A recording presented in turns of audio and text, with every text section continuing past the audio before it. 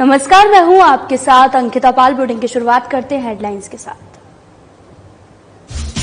जयपुर दौरे पर उपराष्ट्रपति जगदीप धनखड़, राज्यपाल हरिभाऊ बांगले ने की उपराष्ट्रपति की अगवानी, पुष्पगुच्छ भेंट कर किया स्वागत। जयपुर में हार्ट कॉन्क्लेव 2024 में पहुंचे राज्यपाल हरिभाऊ बांगले, हृदय रोग से बचाव के लिए जागरूकता पर दिया जोर, कहा चिकित्सक व्यवसाय नहीं सबसे पवित्र सेवा कार्य। सीएम भजनलाल के नेतृत्व में जर्मनी दौरे पर राजस्थान का प्रतिनिधिमंडल, फ्लिक्स बस के मुख्यालय का किया दौरा, राज्य में कंपनी के परिचालन पर विस्तार से अमल। जयपुर में दयानंद सरस्वती की जयंती के उपलक्ष्य में ऋषि मेले का उद्घाटन सत्र, गुजरात के राज्यपाल आचार्य देवव्रत ने की शिरकत। राजस्थान में महिला सुरक्षा के प्रति जागरूकता की अभिनव पहल, 2,17,000 से भी अधिक महिलाओं बालिकाओं को किया गया जागरूक, घर घर पहुंची कम्युनिटी पुलिसिंग की मुहिम। रुक करते हैं खबरों की तरफ। देश के उपराष्ट्रपति जगदीप धनखड़ शनिवार को जयपुर पहुंचे हैं, जहां इस दौरान जयपुर पहुंचने पर एयरपोर्ट पर राजस्थान के राज्यपाल हरिभाऊ बांगले ने, आपको बताते चले कि उपराष्ट्रपति जगदीप धनखड़ की भावभरी अगवानी की है और राज्यपाल ने पुष्पगुच्छ भेंट कर उपराष्ट्रपति का अभिनंदन किया है।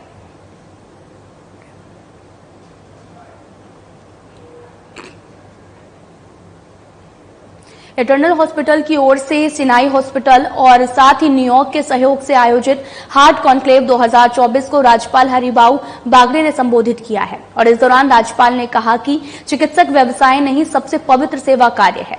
चिकित्सक को चाहिए कि वो कम से कम दवा और सस्ता सुलभ इलाज करते हुए अपने रोगियों को ठीक करने की दिशा में कार्य करें। उन्होंने हृदय रोग से बचाव और उपचार के लिए जागरूकता का प्रसार किए जाने पर भी जोर दिया है। वहीं राज्यपाल ने कहा कि हृदय रोग इस समय सबसे बड़े रोग के रूप में उभर कर सामने आ रहा है। हर उम्र के लोगों को ये हो रहा है और इससे बचाव के साथ इसके होने पर जो है वो जीवन रक्षा के लिए निरंतर कार्य किया जाए। इसी के साथ राज्यपाल ने विश्व स्वास्थ्य संगठन की रिपोर्ट की चर्चा करते हुए कहा कि दुनिया भर में हृदय रोग से संबंधित 17.9 मिलियन मौतों में से कम 5वां हिस्सा भारत का है। उन्होंने कहा कि हृदय रोगों से होने वाली मौतों में युवा जो है वो उम्र के लोगों की संख्या बहुत अधिक है और ये चिंताजनक भी है।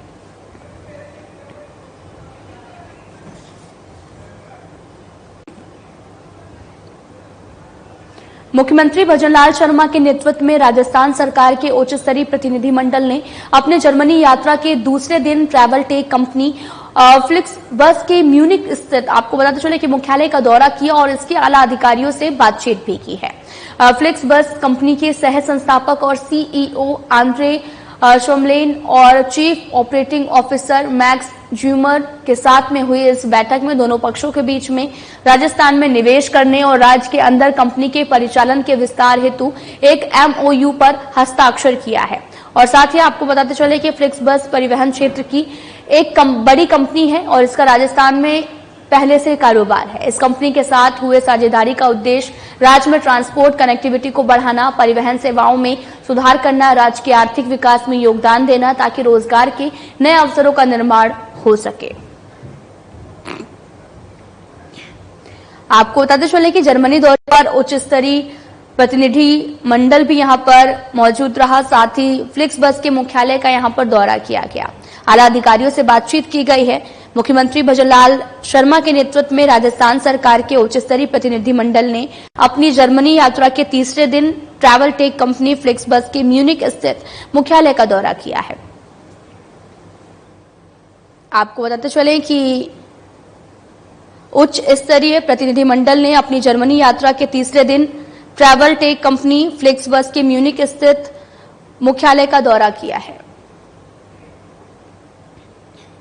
Rising Rajasthan global investment summit 2024 के तहत ब्रिटेन के निवेशकों तक पहुंचने के प्रयास को जारी रखते हुए मुख्यमंत्री भजनलाल शर्मा और राजस्थान सरकार के प्रतिनिधिमंडल के अन्य सदस्यों ने कई ब्रिटिश कंपनियों के साथ में बैठकें की हैं और शाम लंदन में, आपको बताते चले कि आयोजित rising Rajasthan investor road show में भाग लिया है। इसके अलावा राज्य में खेलकूद को बढ़ावा देने के लिए मुख्यमंत्री भजनलाल शर्मा के नेतृत्व वाले प्रतिनिधिमंडल ने लंदन के लॉर्ड्स क्रिकेट मैदान में राजस्थान रॉयल्स क्रिकेट टीम के मालिक royal multi sports private limited के अधिकारियों के साथ मुलाकात की गई। इस दौरान रॉयल मल्टी स्पोर्ट्स और राज्य सरकार के प्रतिनिधिमंडल के बीच में जयपुर शहर को एक स्पोर्ट्स हब के रूप में विकसित करने के लिए एक एमओयू भी साइन किया गया और जिसके तहत में इसमें स्टेडियम, खेल प्रशिक्षण केंद्र और खेल चिकित्सक और अन्य खेल सुविधाएं विकसित की जाएंगी। इस अवसर पर प्रतिनिधिमंडल के सदस्यों के अलावा राजस्थान रॉयल्स के मालिक मनोज बाटले और पूर्व श्रीलंकाई क्रिकेट खिलाड़ी और राजस्थान रॉयल्स के डायरेक्टर ऑफ क्रिकेट कुमार संगारा भी मौजूद रहे हैं।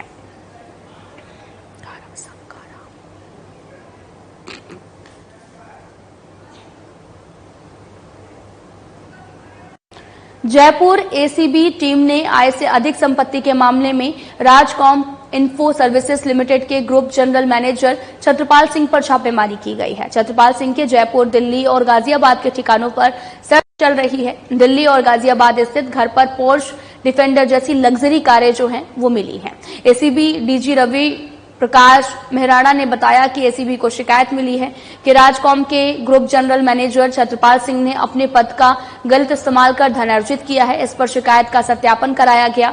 सत्यापन में शिकायत की पुष्टि होने पर कोर्ट से आदेश लेकर सर्च शुरू किया गया है।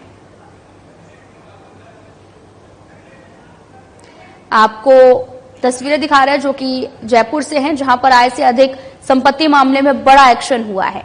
राजकॉम ग्रुप जनरल मैनेजर के ठिकानों पर यह छापेमारी की गई, जहां पर एसीबी की टीम ने ठिकानों पर बड़ी कार्रवाई की है और पोर्श डिफेंडर जैसी लग्जरी कारें भी यहां पर बरामद हुई हैं।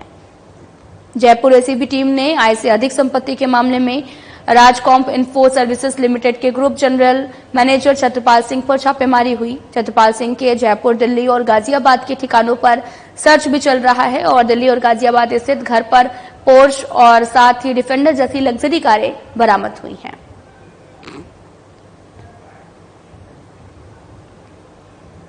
विधानसभा अध्यक्ष वासुदेव देवनानी ने शुक्रवार को अजमेर जिले के वार्ड संख्या 69 और 76 में आपको बताते चले कि 1.5 करोड़ लागत का सड़क और नाला निर्माण का शुभारंभ किया गया है। इस अवसर पर आयोजित कार्यक्रम में देवनानी ने कहा कि पिछले 1 साल में शहर को सुनियोजित तरीके से विकसित करने का प्रयास भी किया जा रहा है। उन्होंने कहा कि अजमेर में मूलभूत आवश्यकताओं को मजबूत करने का काम भी किया जा रहा है। सड़क, पानी, शिक्षा और पर्यटन के साथ ही अन्य विद्युत क्षेत्रों में सशक्तिकरण हो रहा है और साथ ही दीपावली से पूर्व शहर की अधिकांश सड़कें जो हैं वो सुधार ली जाएंगी। साथ ही देवनानी ने कहा कि अजमेर उत्तर क्षेत्र के अंतिम सिरे पर होने के कारण पेयजल आपूर्ति की समस्या रही है और अब इसे टेल एंड से फ्रंट एंड तक के लिए भी प्रयास किए जा रहे हैं। यहाँ 3 रिजर्वर बनाने के लिए 270 करोड़ की राशि स्वीकृत हुई है। भूमि आवंटन भी किया गया है।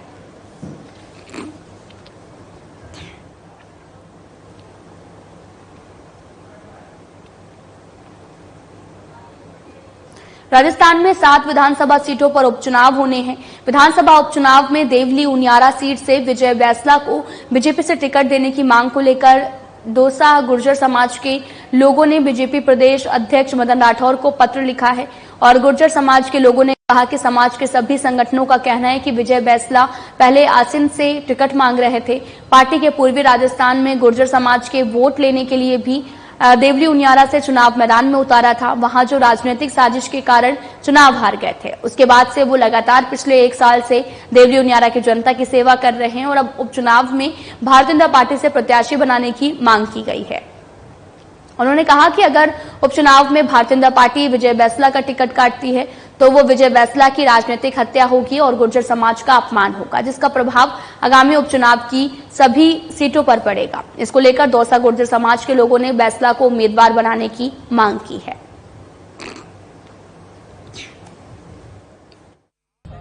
गुर्जर आरक्षण संघर्ष समिति जिलाध्यक्ष करौली, हम बीजेपी के जो आला कमान है उनसे मिले, प्रदेश अध्यक्ष साहब से और उनसे निवेदन किया है कि देवली उनियारा का जो टिकट है विजय बैसला जी को दिया जाए, क्योंकि पिछला जो चुनाव हुआ था उसमें वो आसिन से चुनाव लड़ना चाहते थे, लेकिन पार्टी ने उनको देवली उनियारा से जो टिकट दे दिया था और उसका बीजेपी को भरपूर फायदा मिला। गुर्जर समाज ने एक मत होके और 80% वोटिंग बीजेपी के खाते में गई, बीजेपी को वोट दिया और उससे बीजेपी की सरकार बन गई। अब आज अगर उस टिकट को विजय बैसला जी को नहीं देकर अन्यत्र किसी और को दिया जाता है तो गुर्जर समाज में गुर्जर समाज की तरफ से इस चीज का मतलब विरोध किया जाएगा और बीजेपी को उसका खामियाजा भोगना पड़ेगा। 7 सीटों पर इसका बहुत गहरा असर पड़ेगा। तो इससे मतलब क्या आला कमान से हमारा निवेदन है, इसलिए विजय बैसला जी को टिकट दी। राइजिंग राजस्थान इन्वेस्टर समिट को लेकर निवेशकों और उद्योगपतियों में काफी उत्साह देखने को मिल रहा है। राइजिंग राजस्थान समिट से पहले 8 नवंबर 2024 को राजस्थान इंटरनेशनल सेंटर में जयपुर ग्रामीण और दूदू जिले की जिला स्तरीय इन्वेस्टर मीट का आयोजन किया जाएगा। मीट के सफल आयोजन के लिए संपूर्ण जिले के उद्यमियों से लगातार संपर्क किया जा रहा है। इसी कड़ी में शुक्रवार को अतिरिक्त जिला मजिस्ट्रेट मुकेश कुमार मुंड की अध्यक्षता में बैठक का आयोजन किया गया। औद्योगिक क्षेत्र विश्वकर्मा स्थित विश्वकर्मा इंडस्ट्रीज एसोसिएशन भवन में औद्योगिक क्षेत्र विश्वकर्मा और झोटवाड़ा, जैतपुरा, कालाढेरा, मंडा और साथ ही अकेड़ा, डूंगर के पदाधिकारियों और सदस्यों के साथ जयपुर में निवेश के संबंध में चर्चा की गई है। रिको द्वारा स्थापित औद्योगिक क्षेत्रों में इकाइयां स्थापित करने के रुझान के साथ ही उद्यमियों की ओर से अतिरिक्त जिला मजिस्ट्रेट और रिको के अधिकारियों की उपस्थिति में लगभग 638 करोड़ का निवेश किए जाने के MOU हस्ताक्षरित किए गए, जिनके द्वारा 2 साल के अंदर इकाई स्थापित कर लगभग 5000 व्यक्तियों को रोजगार देना प्रस्तावित किया गया है।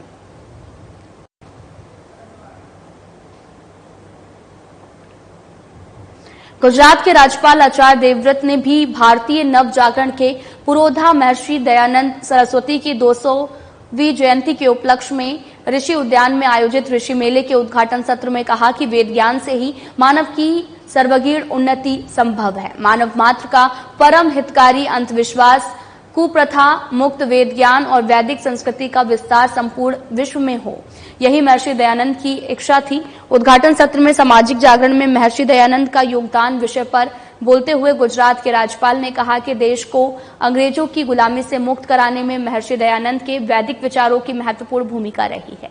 महर्षि दयानंद के विचारों से प्रभावित होकर हजारों लोगों ने अपना घर बार छोड़कर देश स्वतंत्र कराने में योगदान दिया है।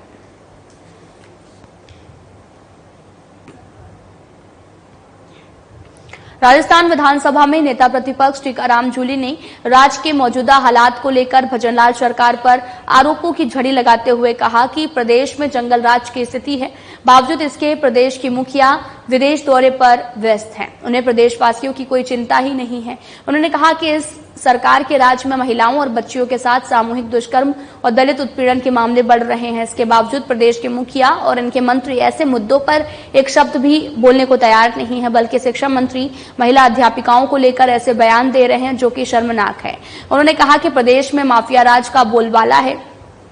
भू माफिया, बजरी माफिया, खनन माफिया बेखौफ है, लेकिन सरकार के कानों पर जू तक नहीं रेंग रहा है।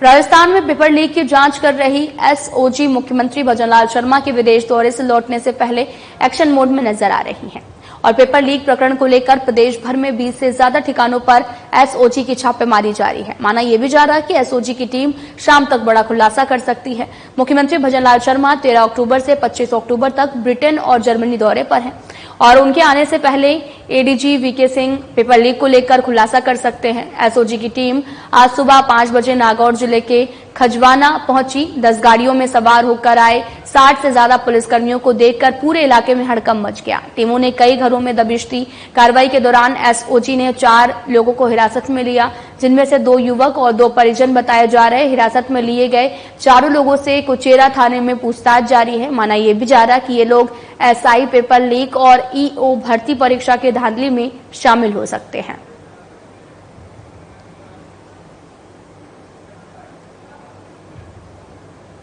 तो वहीं राज्य सरकार के निर्देश पर प्रदेश में बीते 5 अक्टूबर से संचालित सुरक्षा सखी संवाद पखवाड़े में अब तक प्रदेश के पुलिस थानों में जुड़ी सुरक्षा सखियों के माध्यम से घर घर कैंपेन चलाते हुए 2,17,000 से अधिक महिलाओं और बालिकाओं को महिला सुरक्षा के प्रति जागरूक किया गया है।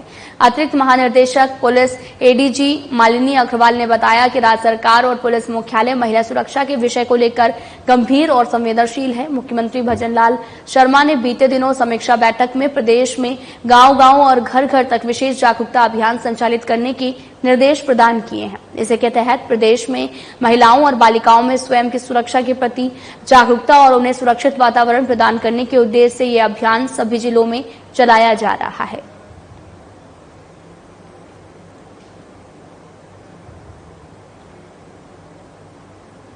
देश के विराट लोक सांस्कृतिक स्वरूप को साकार करने वाले 27वें लोक रंग महोत्सव का शुक्रवार को आगाज हुआ है। मुख्य अतिथि पर्यटन, कला, साहित्य और संस्कृति एवं पुरातत्व विभाग के शासन सचिव रवि जैन और विशिष्ट अतिथि ग्रामीण गैर कृषि विकास अधिकरण की प्रबंध निर्देशक डॉक्टर मनीषा अरोड़ा की उपस्थिति में लोक रंग का झंडा कराकर उद्घाटन किया गया। सहनाई, नगाड़ा, कठपुतली और नटकला की प्रस्तुति के साथ में उद्घाटन की बेला का नजारा देखते ही बना। इस दौरान केंद्र के अतिरिक्त महानिदेशक अलका मीणा, अन्य पदाधिकारी और बड़ी संख्या में कलाकार और साथ ही दस्तकार मौजूद रहे हैं। लोक रंग महोत्सव 28 अक्टूबर तक जारी रहेगा।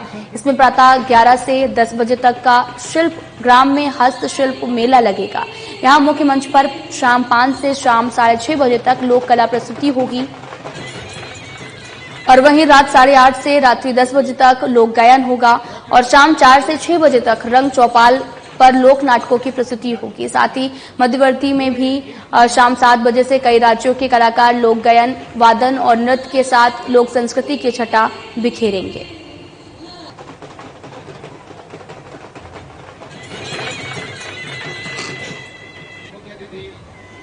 अपने प्रदेश के अपने अपने शहरों के जो उनके ट्रेडिशनल डांसेस हैं उनको परफॉर्म करेंगे यहाँ पर।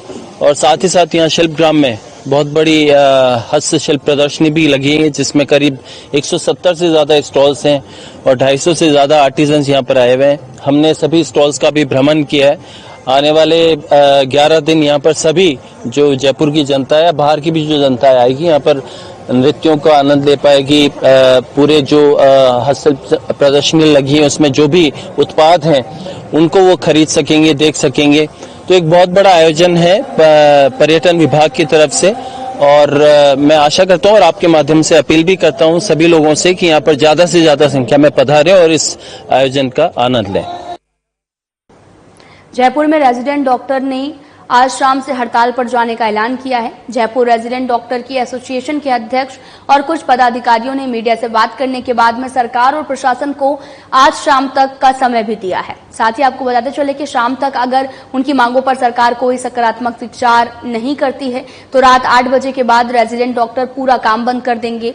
जार्ड अध्यक्ष डॉक्टर मनोहर सियोल ने कहा कि सरकार से 2 दिन पहले ही वार्ता में कोई नतीजा नहीं निकला था, जिसके बाद में हमने 48 घंटे का समय दिया था। आज शाम 8 बजे तक वह समय भी पूरा हो जाएगा। सरकार ने हमें मीटिंग के लिए बुलवाया है और भेजने का आश्वासन दिया था, लेकिन कल बैठक के लिए नहीं बुलाया। वहीं डॉक्टर सियोल ने बताया कि अगर सरकार आज शाम तक कोई निर्णय नहीं करती है तो रात 8 बजे के बाद में इमरजेंसी के साथ अन्य सेवाओं में रेजिडेंट काम करना बंद कर देंगे।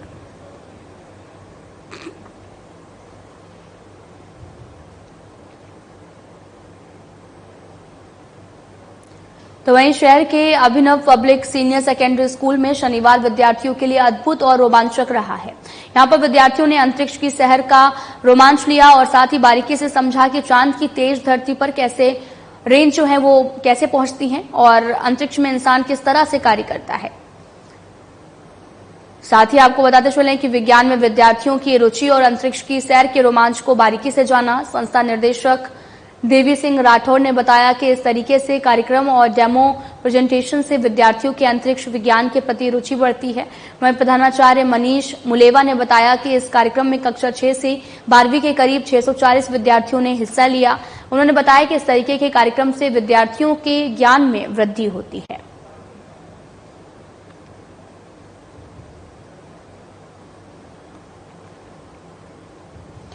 झालावाड़ जिले की कोतवाली थाना पुलिस ने दिन दहाड़े शहर के मंगलपुरा स्थित एक मोबाइल शोरूम के मालिक पर बुधवार को पिस्टल से फायरिंग करने के मामले में पुलिस ने कार्रवाई की है। मामले में पुलिस ने एक बाल अपचारी को घटना में प्रयुक्त देसी पिस्टल सहित निरुतकर थाना क्षेत्र की 3 अलग अलग जगहों पर दबिश देकर अवैध हथकंड देशी शराब की तस्करी करने के आरोप में 3 आरोपियों को गिरफ्तार किया है। एसपी ऋचा तोमर ने बताया कि 16 अक्टूबर को शहर के मंगलापुरा स्थित एक मोबाइल शोरूम में लेन देन को लेकर आपसी कहासुनी के बाद दिन दहाड़े दुकानदार के ऊपर पिस्टल से फायरिंग करने का मामला थाना कोतवाली में दर्ज हुआ था। मामले में आरोपियों की गिरफ्तारी के लिए एक विशेष टीम गठित की गई। इस दौरान पुलिस ने कार्रवाई करते हुए सफलता भी हासिल की है।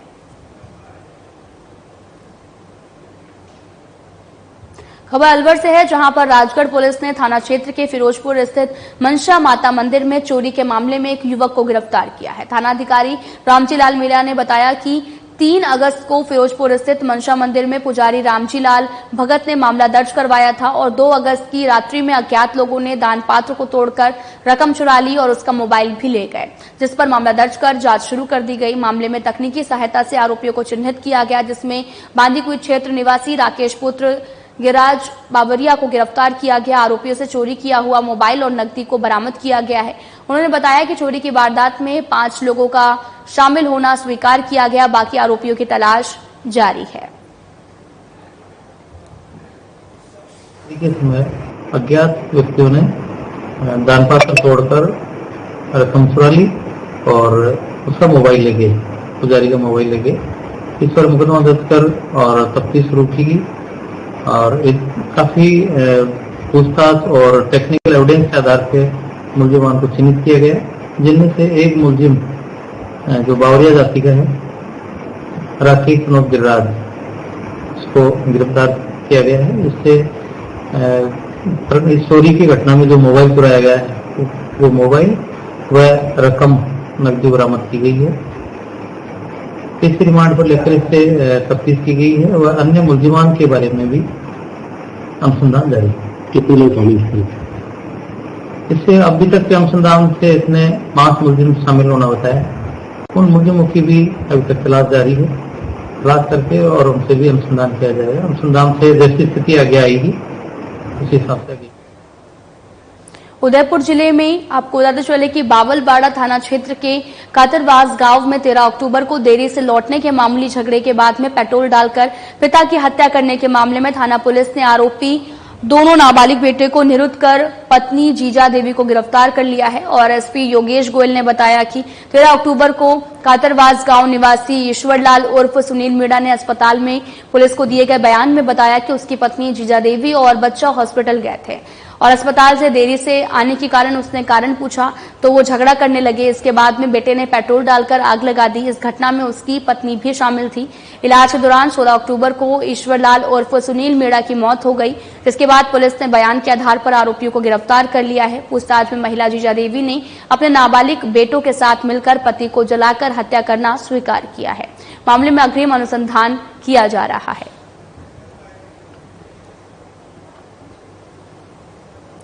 प्रधानमंत्री सुरक्षित मातृत्व अभियान के अंतर्गत चिकित्सक और स्वास्थ्य विभाग की ओर से शुक्रवार को गर्भवती महिलाओं के स्वास्थ्य की जांच की गई है, जिसमें उच्च जोखिम वाली गर्भवती महिलाओं को चिन्हित कर उनका इलाज करने के साथ में पोषण युक्त आहार की जानकारी प्रदान की गई है। साथ ही राज्य स्तर के निर्देशानुसार अब प्रत्येक महीने की 9 तारीख, 18 तारीख और 27 तारीख को प्रधानमंत्री सुरक्षित मातृत्व अभियान का आयोजन किया जा रहा है। मुख्य चिकित्सक और स्वास्थ्य अधिकारी डॉक्टर विजय सिंह फौजदार ने बताया कि जिले के चिकित्सक संस्थानों पर मनाए गए प्रधानमंत्री सुरक्षित मातृत्व अभियान के तहत विशेषज्ञ चिकित्सकों की ओर से मां वाउचर योजना के तहत गर्भवती महिलाओं को सोनोग्राफी कराने के लिए मां वाउचर दिए गए हैं और साथ ही अन्य जांच और उपचार भी किए गए हैं।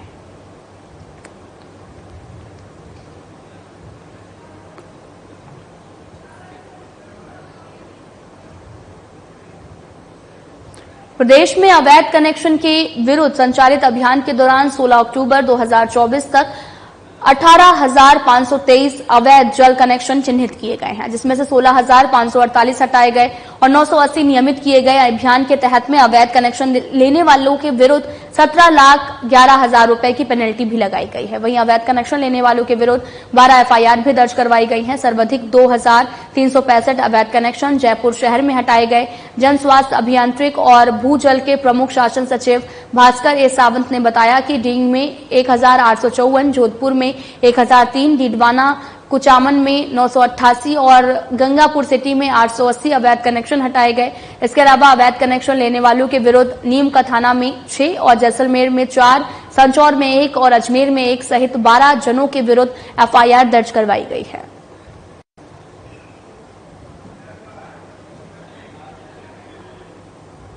सादुलपुर में राजकीय उच्च माध्यमिक विद्यालय में 68वीं एथलेटिक्स प्रतियोगिता का भव्य उद्घाटन किया गया। इस प्रतियोगिता का उद्घाटन पैरालंपिक संघ के अध्यक्ष और मशहूर खिलाड़ी देवेंद्र झाझड़िया ने किया है। देवेंद्र झाझड़िया, जो कि खुद पैरालंपिक खेलों में स्वर्ण पदक विजेता रह चुके हैं, उन्होंने खिलाड़ियों को प्रोत्साहित किया, उन्हें खेलों में उत्कृष्टता प्राप्त करने के लिए भी प्रेरित किया। उन्होंने कहा कि खेलों में भाग लेना शारीरिक और मानसिक विकास के लिए आवश्यक है और इसी के माध्यम से व्यक्ति अनुशासन, मेहनत और समर्पण के महत्व को समझता है। इसी कार्यक्रम में CBEO बबलेश शर्मा, विद्यालय के प्रधानाचार्य सुरेंद्र पुनिया, बीजेपी नेता महावीर पुनिया और वेद प्रकाश पुनिया विशेष अतिथि के रूप में उपस्थित रहे। इन गणमान्य व्यक्तियों ने भी खिलाड़ियों को शुभकामनाएं दी और उन्हें भविष्य में और ऊंचाइयों तक पहुंचाने के लिए प्रेरित किया है।